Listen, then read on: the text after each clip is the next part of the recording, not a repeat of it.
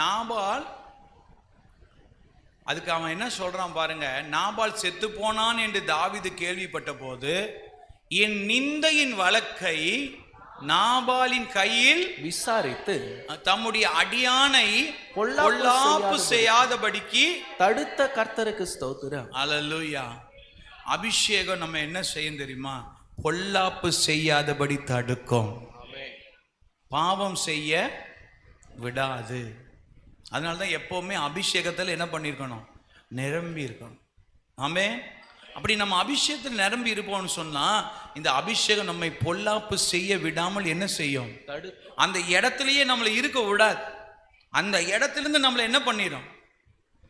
சத்தமா சொல்லுங்க. பாவம் செய்ய விடாதபடிக்கு அந்த அபிஷேகம் என்ன பண்ணும்? தடுக்கும். கர்த்தர் நல்லவராய் இருக்கிறார். அடுத்தது